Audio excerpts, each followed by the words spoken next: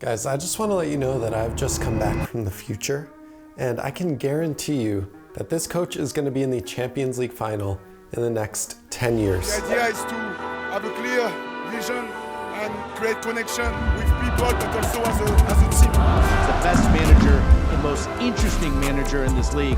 The ideas, the intent. He's a manager who sees something to be learned in every player, in every experience, and at every level. If possible, it's an opinion. Just enjoy it, and we're gonna go. Last year, I released a video on this exact coach, Wilfried Nancy, and the Columbus Crew, and it is still the best performing video on my channel so far. At the time when I did the video last, they were a good team and he was a great coach, but they hadn't won anything yet. There was no product of what I was talking about. Now, fast forward 365 days later, they are MLS Cup champions and they are currently in the final to be played in early June in the CONCACAF Champions Cup. One of the craziest stories about all of this is that the Columbus Crew were very close to not even existing right now. Anthony Precourt, the previous owner, wanted to move the team to Austin, Texas, and eventually both sides, Anthony Precourt and the community in Columbus, got their wish.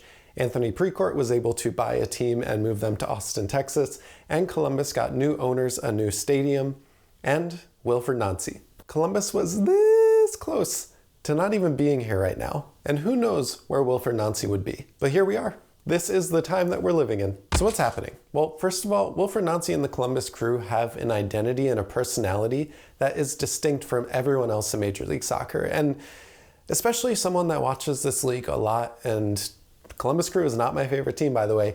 So many teams just devolve into thinking about athleticism and buying really great aging players. Now that's changing a little bit with players like Thiago Almada at Atlanta, but for the most part, most teams don't have this distinct personality. But Wilfried Nancy in Columbus is building that. And what is it based around? Well, it's based around this possession-based style that thinks about progressing the ball in new and innovative ways. His teams are intelligent in pressing and using their energy. And the front office is building a team where each player is perfectly fitting into this team like a puzzle. So far in Major League Soccer this season, the Columbus Crew are leading all 29 teams in passes attempted, passes completed, pass completion, and progressive passes into the final third. They also rank lowest of all 29 teams in long passes completed.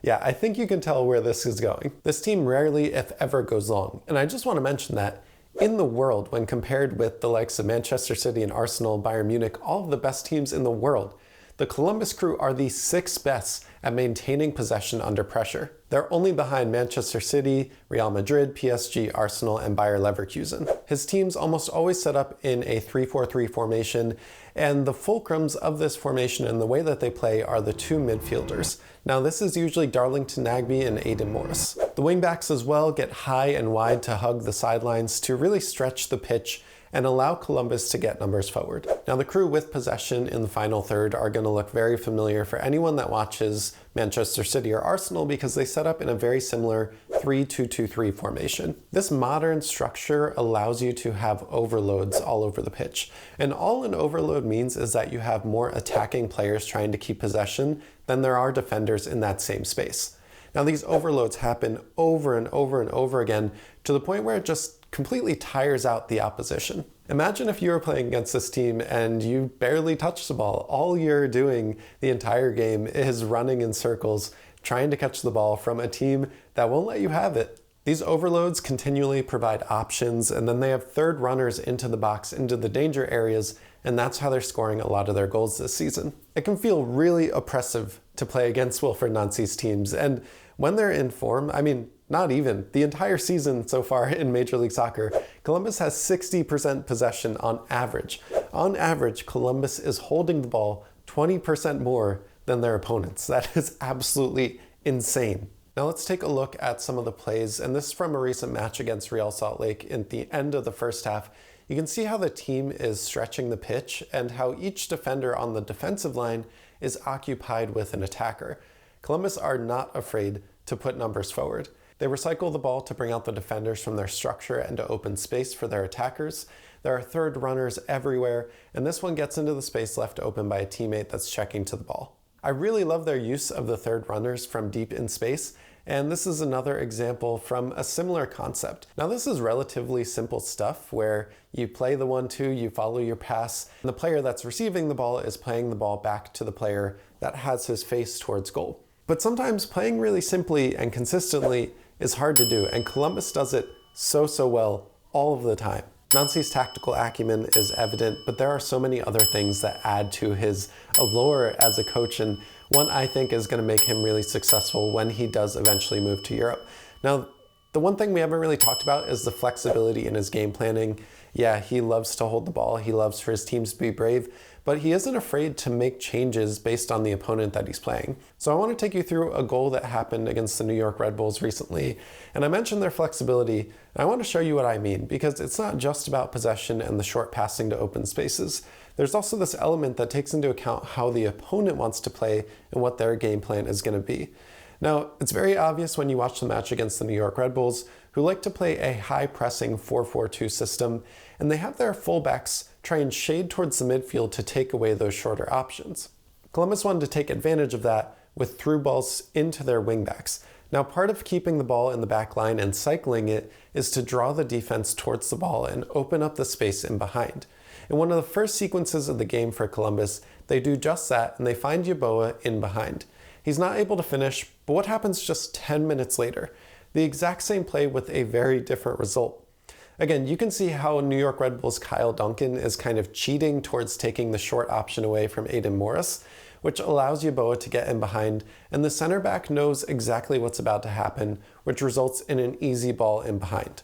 Now, they are prone to getting hit on the counter, but their young American goalkeeper Patrick Schulte has incredible reactions and shot-stopping ability, along with having pretty good feet, and this all brings Columbus Crew together from back to front. Now, what I love about Nancy and his influence on the team is that he's not just a tactical mastermind, but he's also considered a player's coach, and to do both things really well makes him pretty much unique in all of those areas for Major League Soccer coaches. This isn't just a feeling, because every team that he's gone to be a head coach, whether it was his first year in Montreal or his 2 years at Columbus, every single player has pretty much had a career year statistically under him. With Nancy at the helm, you can expect that damn near every single player on the team is going to be maximized. I just want to mention this for a second because it goes from how he treats his role players to his stars. Cucho Hernandez, who had 34 goals in 37 appearances last season, was suspended for team policy. Now, we have no idea what team policy he broke or what that means because Wilfried Nancy has not expanded on that at all. But Cucho Hernandez was suspended for the critical matches in the CONCACAF Champions Cup, but Columbus still found a way to make it to the final without their talisman spearheading the front line. Even the in-game management is off the charts for this guy. I mean, if we take a look at the semi-final against Cincinnati last year in the MLS Cup final, they were down 2-0 to their biggest rival at halftime.